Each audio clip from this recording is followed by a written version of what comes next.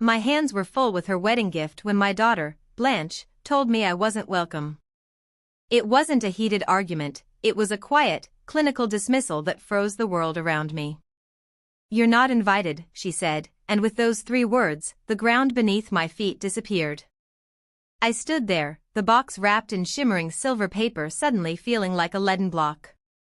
My husband, a pillar of quiet strength beside me, looked impeccable in his freshly pressed suit, a man ready to celebrate a milestone.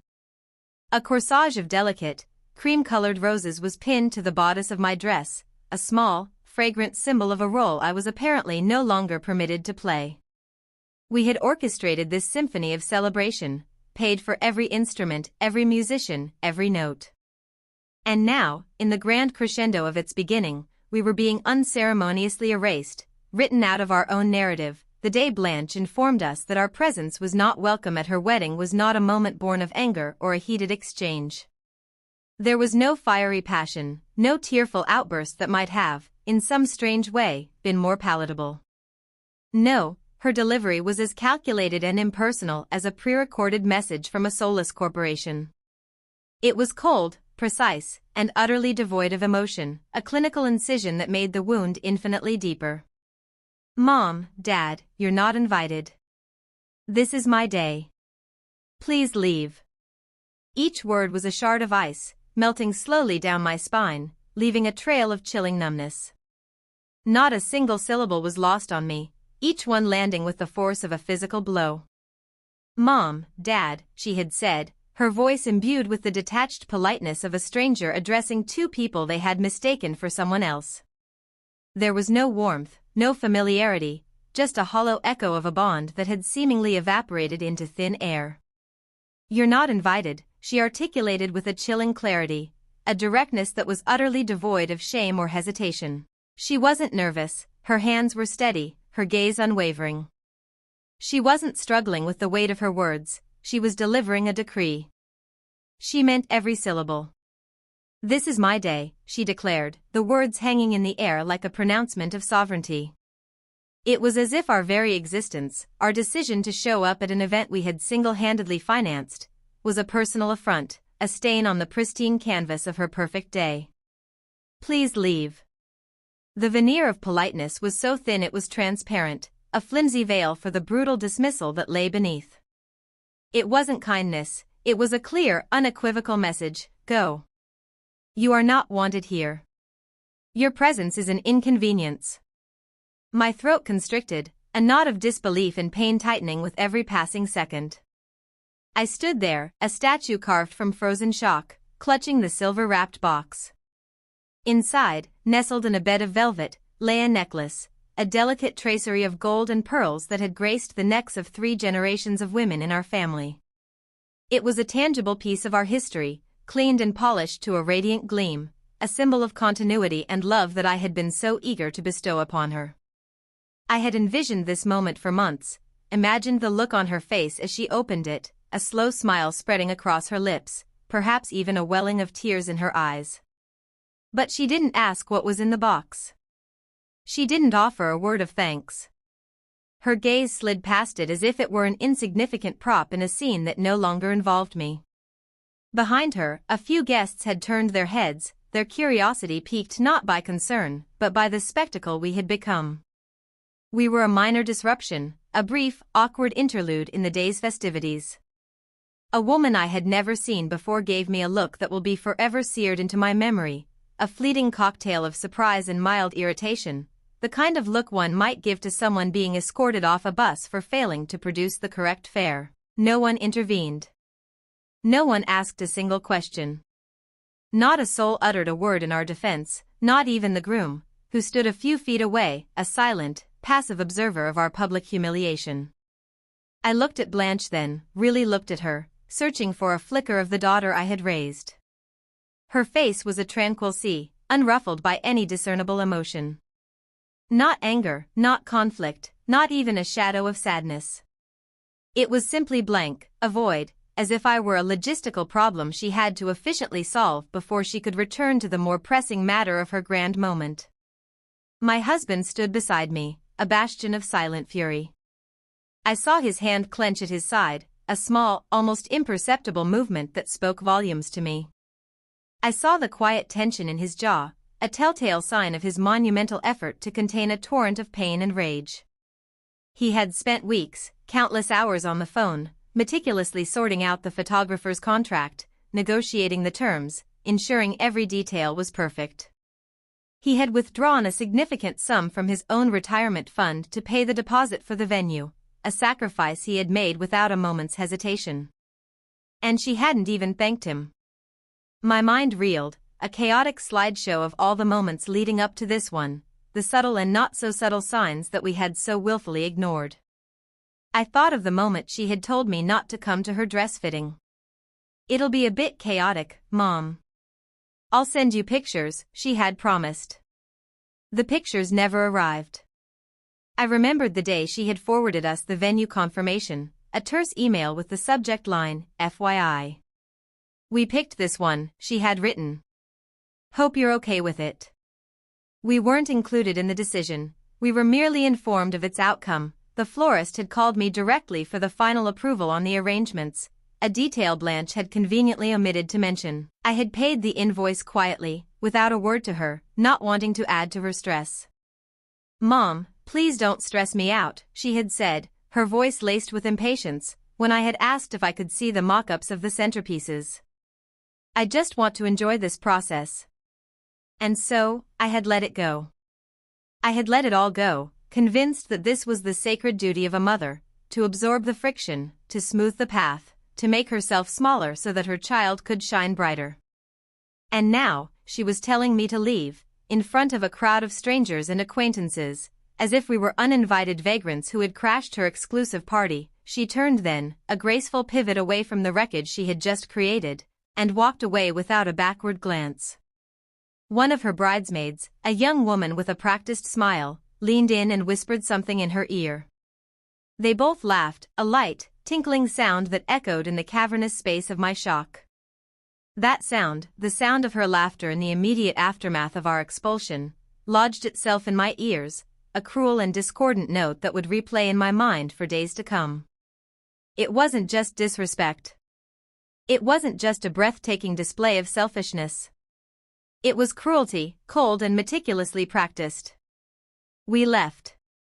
We left with our heads held high, our dignity a fragile shield against the stares that followed us. We walked out past the magnificent floral arch we had paid for, its vibrant blossoms a bitter mockery of the celebration that was now forbidden to us. We walked past the catering van, the aroma of the food we had so carefully selected wafting out, a reminder of the feast we would not be partaking in. We walked past the rows of empty chairs we had picked out together just 6 short months ago, a lifetime ago. We got into the car, the silence between us thick and heavy. I held the silver-wrapped box in my lap, my fingers tracing the edges of the ribbon. I stared at it for a long, long time, the polished surface reflecting a distorted image of my own stunned face. I didn't cry. Not yet. The tears were frozen somewhere deep inside me, a glacier of grief that had yet to begin its slow, painful thaw. "She threw us away," I said, my voice barely a whisper, a fragile thread of sound in the oppressive silence. My husband leaned back in the driver's seat, his eyes fixed on the road ahead. "We raised a princess," he said, his voice raw with a pain that mirrored my own, "and we got an ice queen." My heart felt as though it had cracked clean down the middle, a deep, irreparable fissure. But I nodded. I thought about all the skipped birthdays, the hastily typed replies to my long, heartfelt emails, the countless times she had been too busy to visit, the way she had so casually said, "We just need some space right now," when we had asked if we could stop by for a short visit. She had been methodically distancing herself for a long time, building a wall between us, brick by painstaking brick. We just hadn't wanted to see it. We hadn't wanted to admit that the daughter we adored was capable of such casual cruelty. She had told her friends that we had insisted on paying for everything. We hadn't. We had offered, our hearts overflowing with love and a genuine desire to give her the wedding of her dreams. She had taken our money, our time, our endless emotional support, and our unwavering help, and now she was treating us like strangers, like a problem to be disposed of. Stop the car, I said suddenly, my voice finding a strength I didn't know it possessed. Where? My husband asked, his voice laced with confusion. Anywhere with Wi-Fi. He nodded, his understanding immediate and absolute.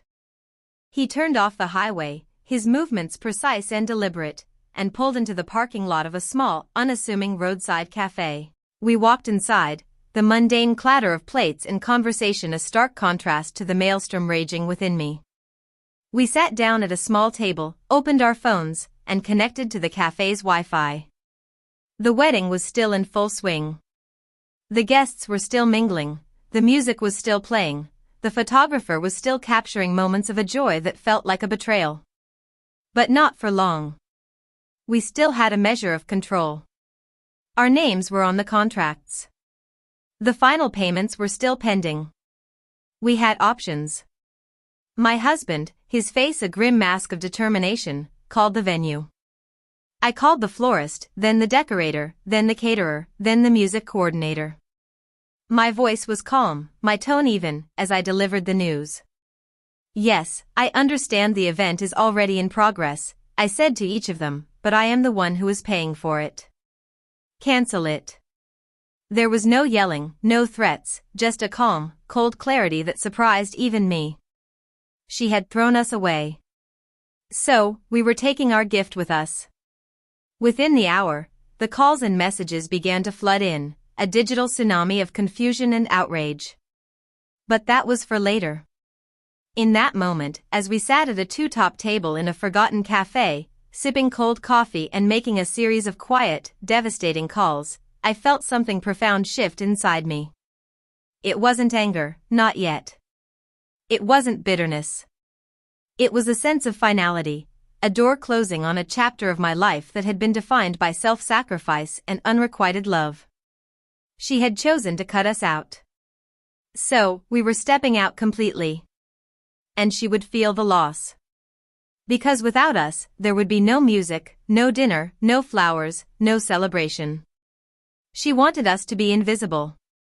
Fine. Then everything we had given her would disappear too. We drove home in a silence that was a universe away from the one we had shared on the way from the wedding.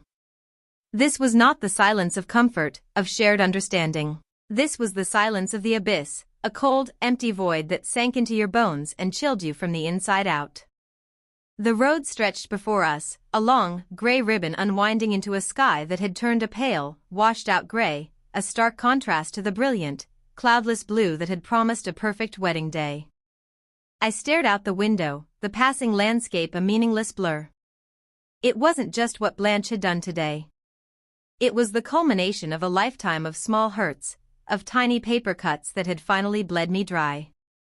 It was everything we had ignored, forgiven, or explained away, a mountain of denial that had finally come crashing down.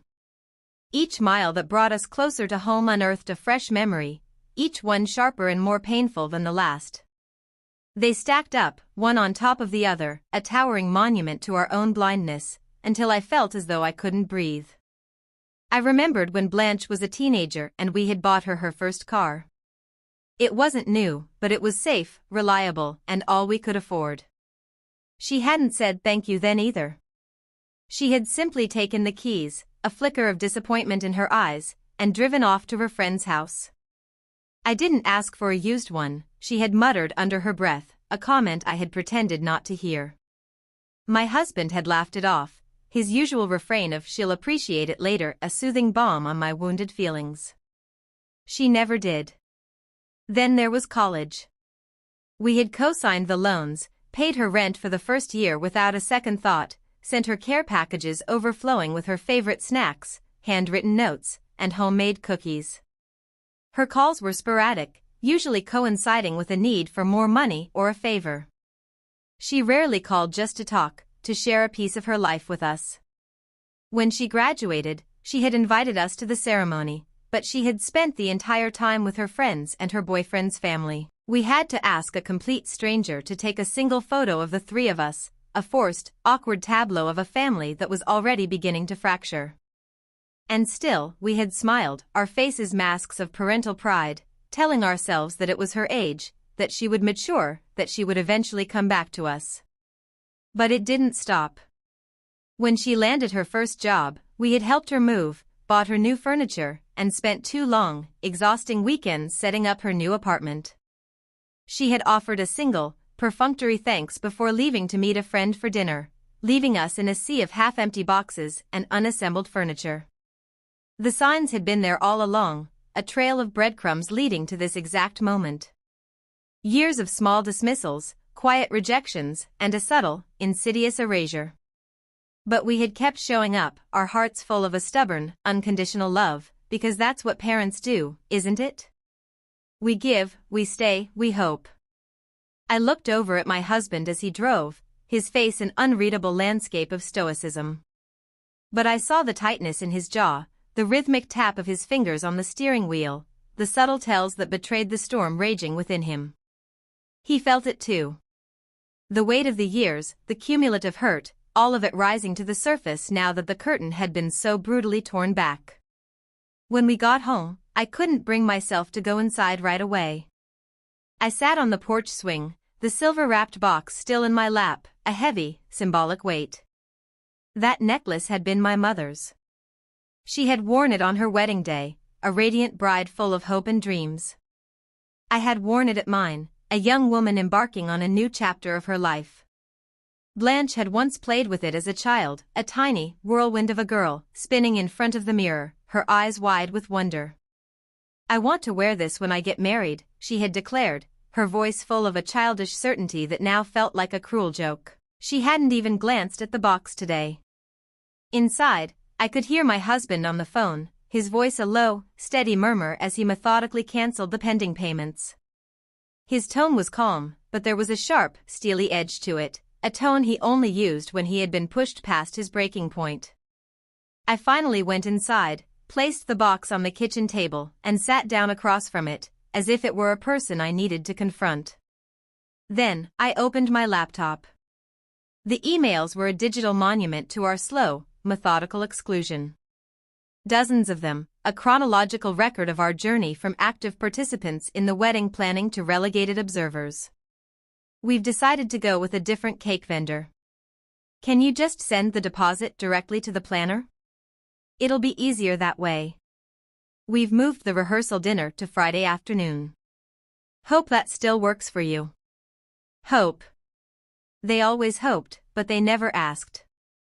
Blanche and her fiancé had deftly positioned us as their assistants, their support staff, their financial backers, but never as family. The longer I read, the more painfully clear it became, we were only invited to contribute, never to truly be a part of it. I scrolled through my text messages with her, a one-sided conversation of my unanswered questions and her short, delayed responses. Messages left on read 4 days, a constant, nagging reminder of my own insignificance in her life. One exchange stood out, a stark and painful illustration of her emotional distance. "Me, are you free this weekend? Would love to have lunch. Just us." Her, can't. Wedding errands. Maybe another time. Another time never came. And yet, I had kept trying, my hope a stubborn, flickering flame in the face of her indifference. The resentment was no longer a sharp, stinging sensation. It had become a steady, thrumming pulse beneath the surface of everything I did. I made dinner that night on autopilot, my movements mechanical and disconnected. I stirred the sauce, set the table, washed my hands twice because I had forgotten I had already done it. My husband and I ate in silence, both of us lost in our own thoughts, both of us trying to process the full extent of what we had allowed, not just today, but for years. After we ate, he pulled out the folder with the wedding invoices and laid them out on the table, one by one. The venue still had a balance owing. The florist had received a deposit, but the final payment was unpaid. The photographer's final payment was due this week. The band had been half paid, the other half pending. She had never even confirmed the final guest count with the caterer. He said they probably wouldn't have even had enough food. I stared at the papers, each line a stark reminder of what we had given and how little it had mattered. It wasn't just about the money. It was about the complete and utter absence of care, the deliberate and conscious decision to exclude us from a moment that we had, in every meaningful way, created for her. Later that evening, the calls started. An unknown number, a voicemail, then her number, flashing on my screen. Blanche. I didn't answer. I let it ring, the sound a shrill, insistent intrusion into the fragile peace of our home. Then, she texted. What is going on? Why is everything shutting down? I read the message 3 times, my heart a cold, hard knot in my chest. She didn't say, why did you leave? She didn't say, I'm sorry. She asked why her event was falling apart. There was no acknowledgement of her actions, no flicker of remorse. Just a blind panic over the consequences. I didn't respond. 2 hours later, another message. Did you cancel everything? That's so cruel. How could you ruin the most important day of my life? I stared at the screen, the words a testament to her breathtaking narcissism. The most important day of her life. Our feelings didn't matter. Our place in her life didn't matter. I typed a single sentence, my fingers steady and sure. You told us we weren't invited, so we left. And that was it. The silence that followed wasn't empty. It was full, pregnant with the weight of years of choices, of the slow, painful erosion of something we had refused to admit had been broken for a very long time. Blanche had made her choice. Now, we were making ours. And it started with finally stepping back from someone who only called when they needed something. That night, I didn't sleep much. But for the first time in a long time, it wasn't because I was worried. It was because I had finally seen the truth, in all its ugly, painful clarity. And once you see the truth, you can't unsee it. And you don't go back. The next morning, I made coffee and sat by the window, watching the sun rise without a trace of its usual warmth. My husband came in, poured himself a cup, and sat across from me, a silent companion in my quiet revolution. We didn't need words.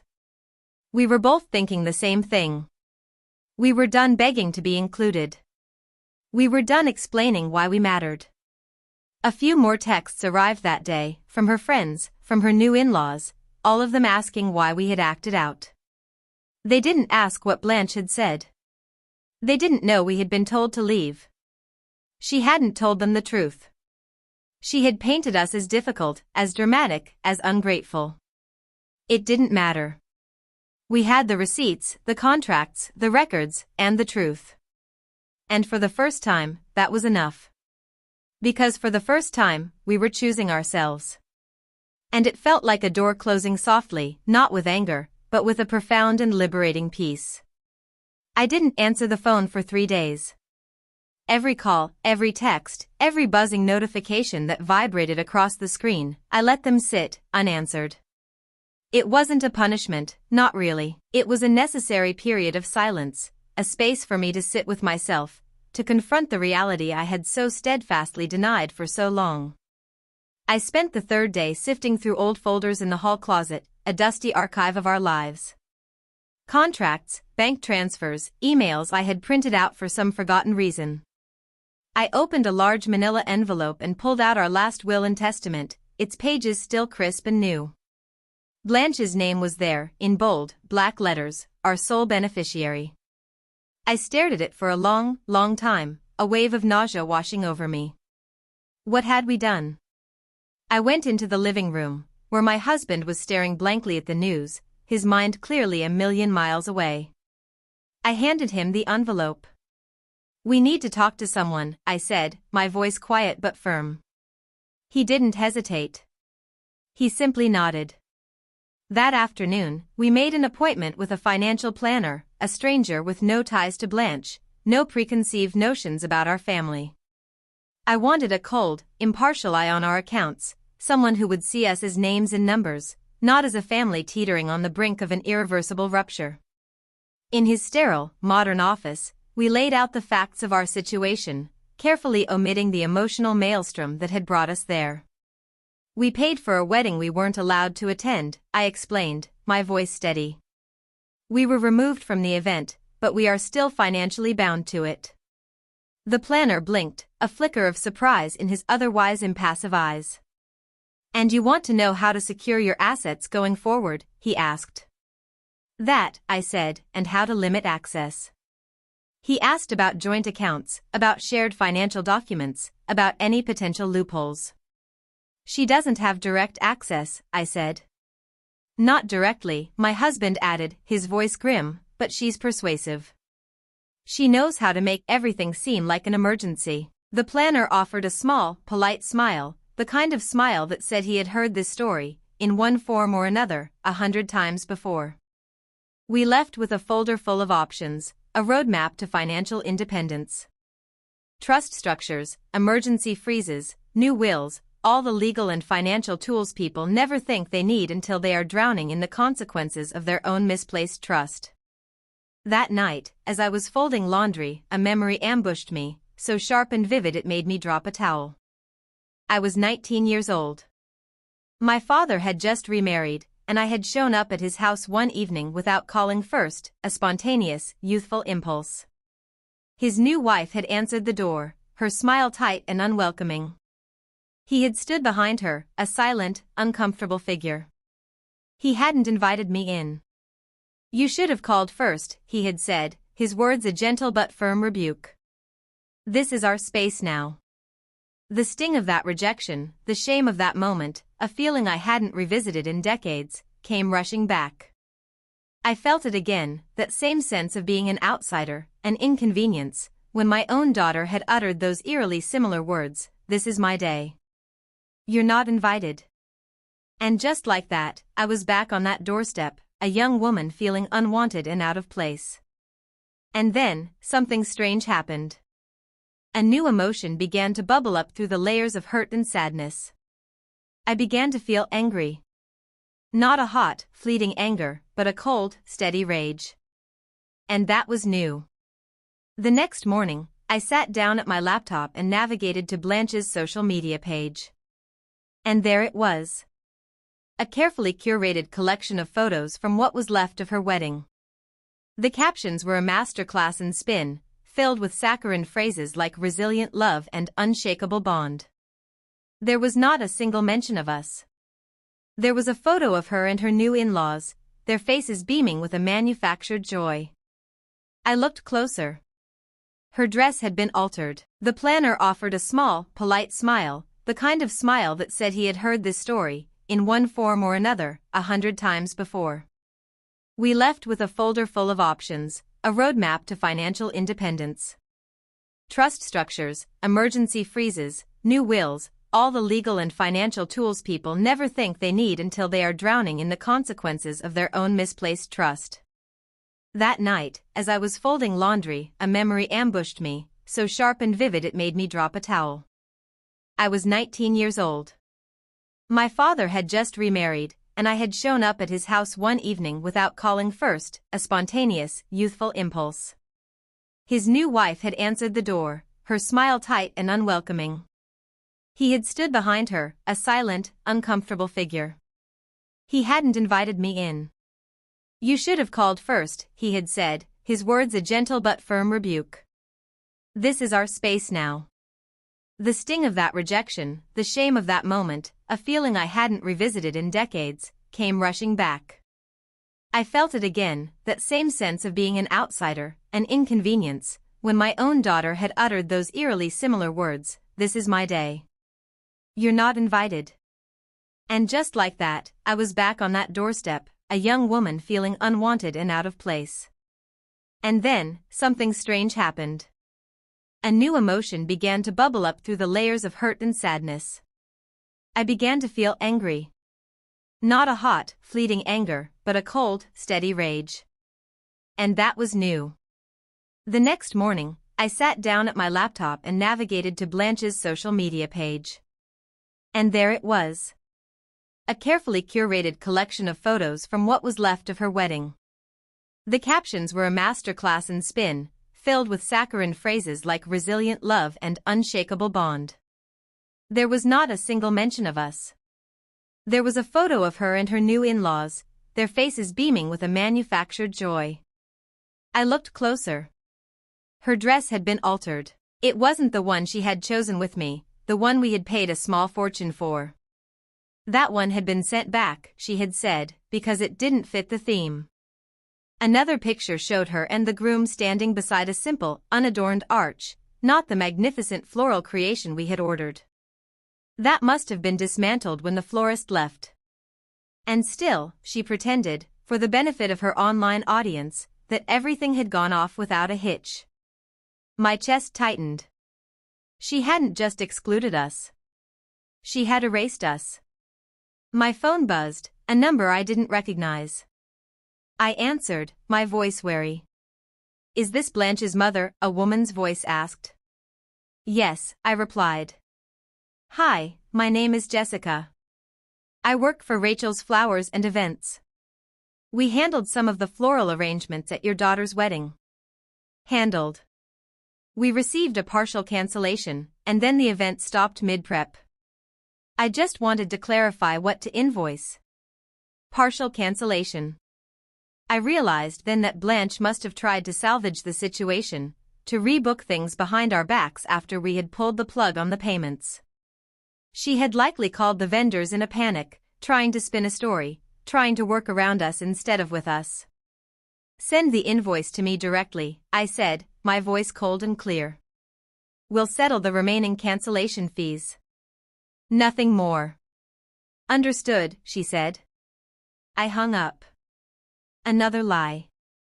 Another attempt to manipulate the situation to her advantage. I pulled out the folder from the financial planner again. This time, I read every word, every clause, every contingency. My husband came in from the garage, his hands stained with grease. I showed him the page I had bookmarked. "I want to do it," I said. "All of it." "Are you sure?" he asked, his eyes searching mine. "We spent 28 years thinking she'd come around," I replied. He didn't argue. By the end of the week, we had met with a lawyer, a sharp, kind woman with a no-nonsense demeanor. We had set up new documentation, removed Blanche from our will, and changed the access to all our joint accounts. "You don't have to justify this," the lawyer said, her voice gentle but firm. "You're protecting yourselves. That's what responsible people do." We also asked about future protections, a clause to safeguard us against any future attempts at manipulation or emotional blackmail. Clear, unassailable boundaries. She helped us build them. That night, Blanche called again. This time, I answered. "Hi, Mom," she said, her voice a little too bright, a little too cheerful. Just hearing her voice made something cold and hard rise in my throat. "Hi," I replied, my voice flat. "I feel like everything just spiraled out of control," she began, her tone shifting to one of injured innocence. "I didn't mean to hurt you. I just needed the day to be perfect." I waited, the silence stretching between us. "I thought you understood how much pressure I was under," she continued, her voice beginning to waver. "You know how weddings are. Blame shifting. You told us to leave," I said, my voice a quiet, unadorned statement of fact. "I didn't mean it like that," she insisted. "You said we weren't invited," I repeated. Silence.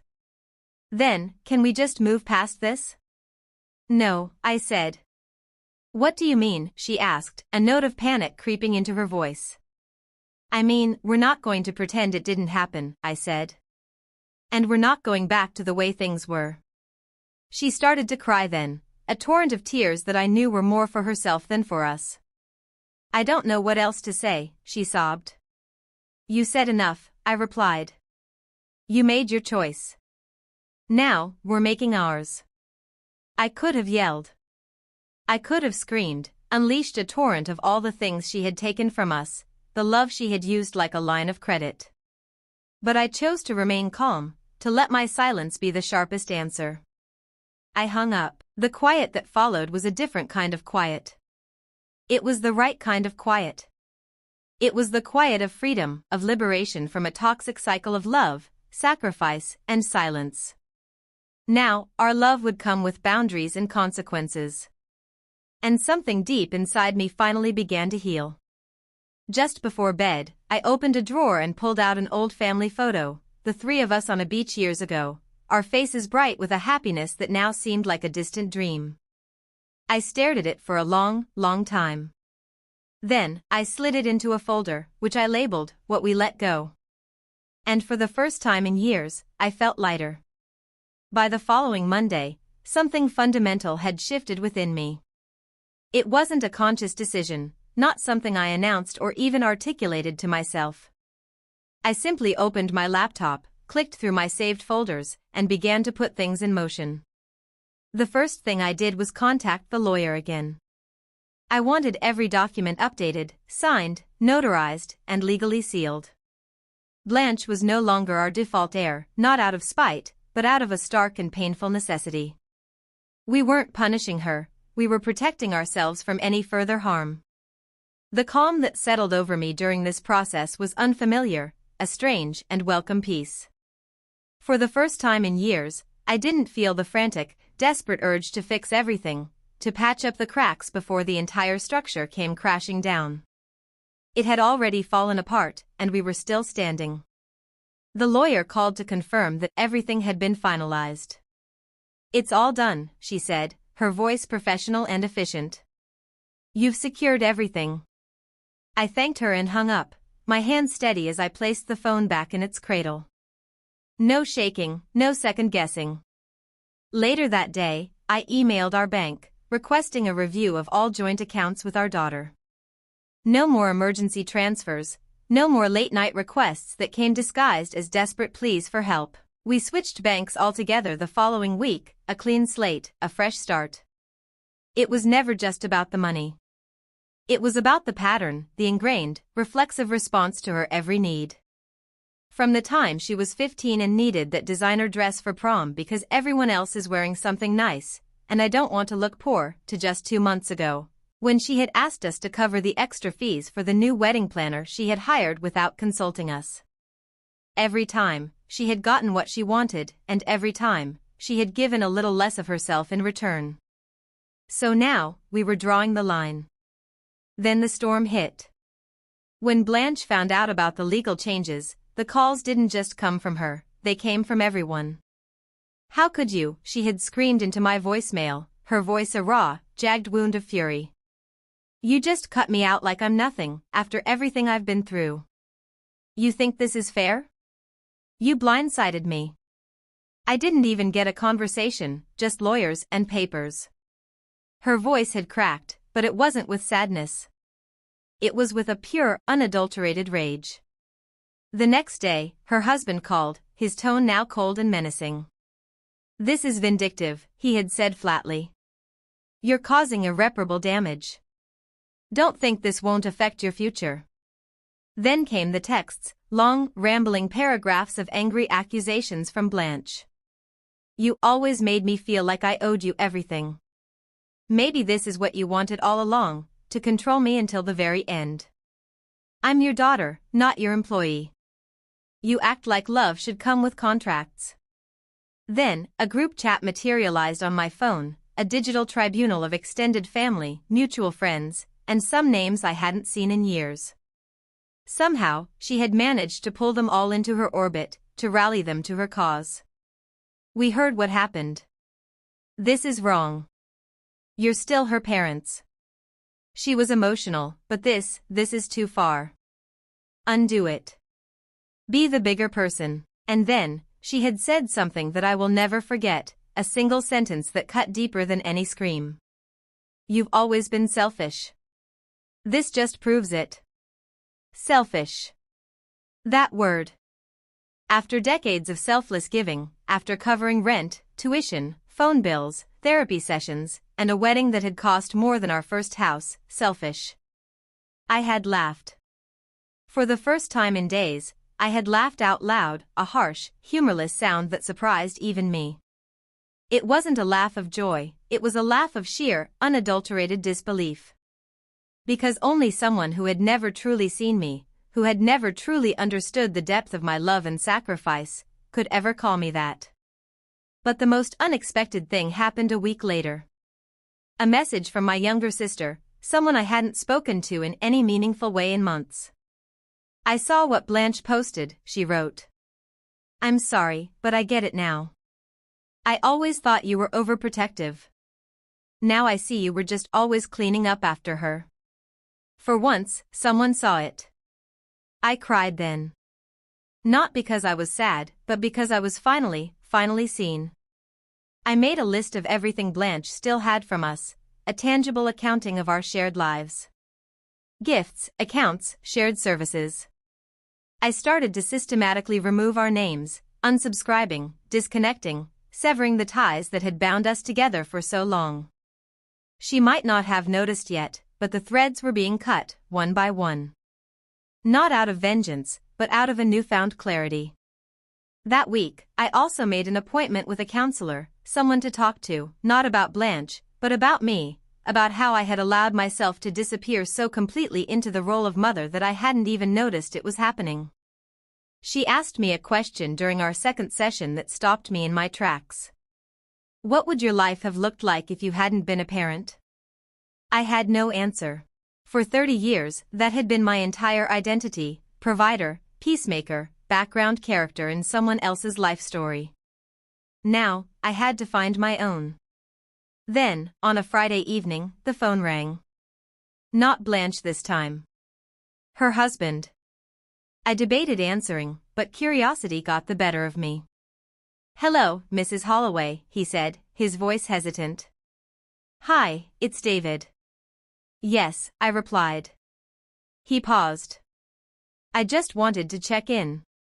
Blanche has been going through a tough time."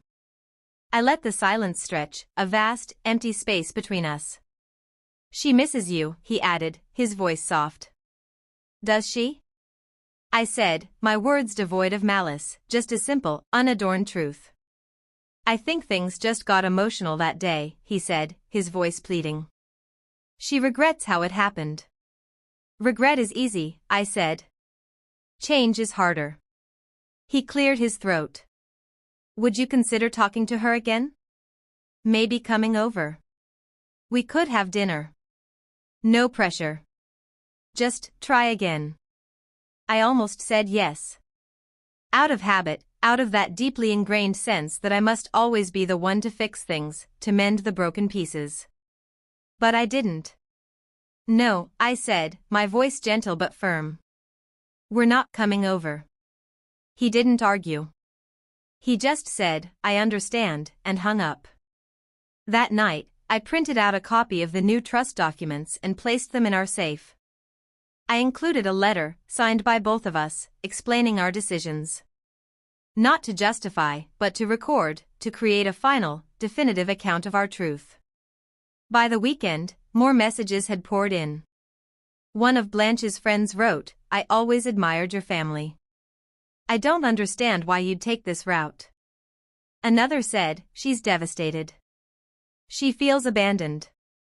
But not a single one of them asked what we felt. Not one of them asked what it was like to be told to leave your own child's wedding, to be erased from a moment you had paid for, built up, and held together with your own two hands.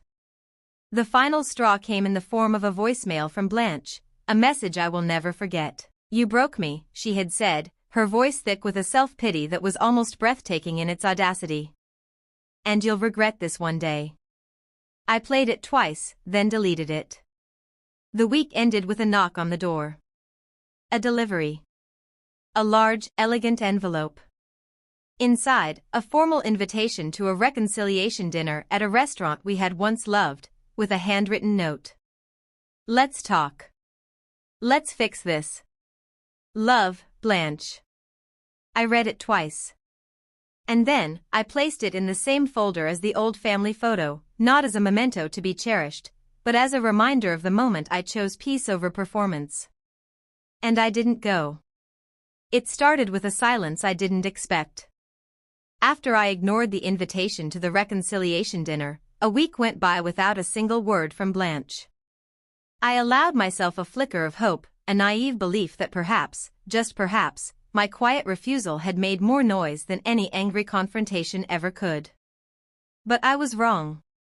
A week later, the retaliation began, a public campaign of carefully crafted victimhood. First, she posted a photo of her and David at the restaurant, a posed, somber shot with a caption that read, "Even when your own family gives up on you, love finds a way."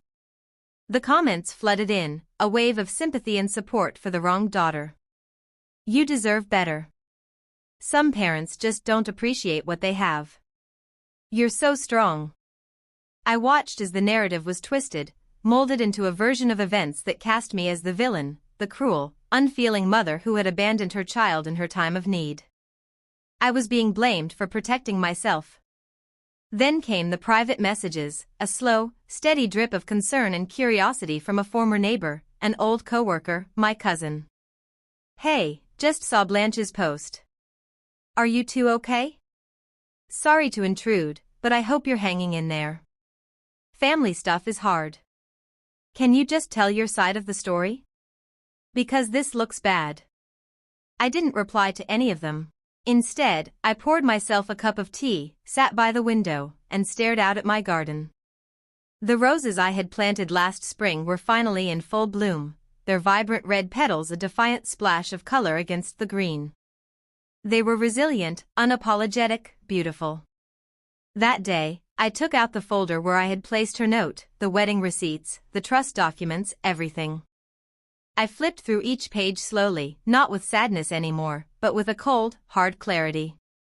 Every dollar we had spent, every word we hadn't been allowed to say, every hug we had forced ourselves to give when our arms felt heavy and empty.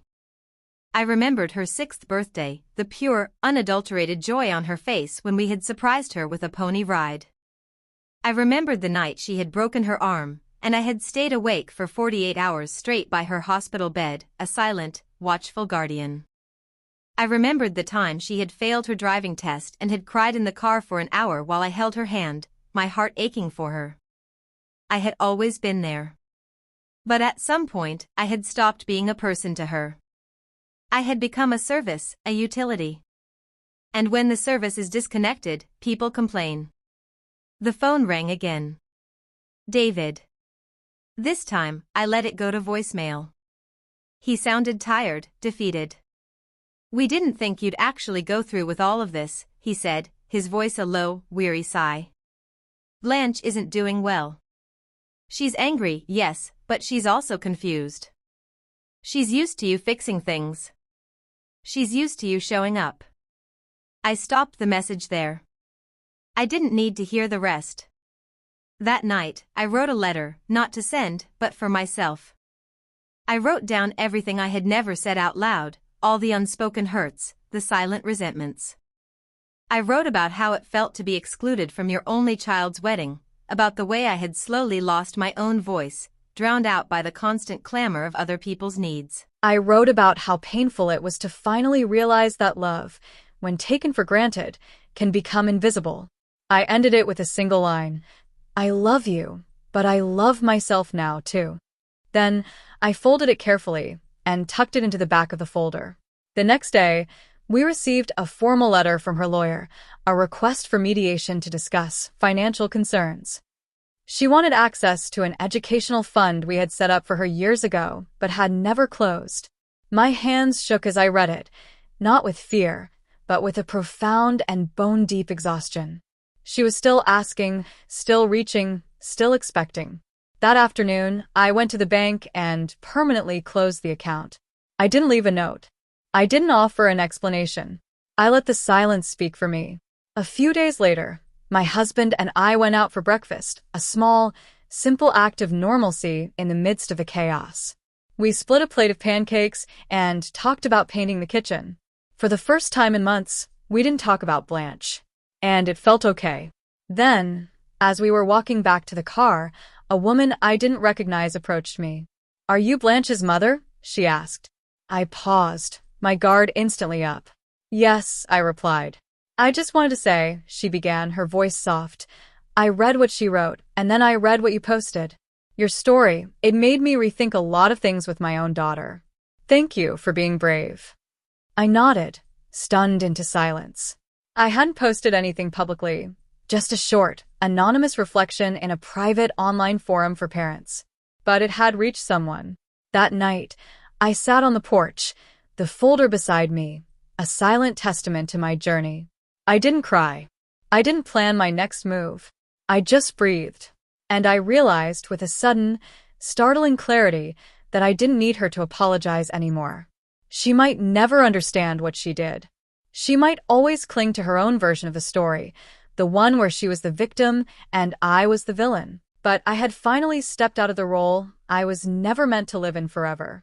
I was no longer the fixer, no longer the bank, no longer the silent, long-suffering mother.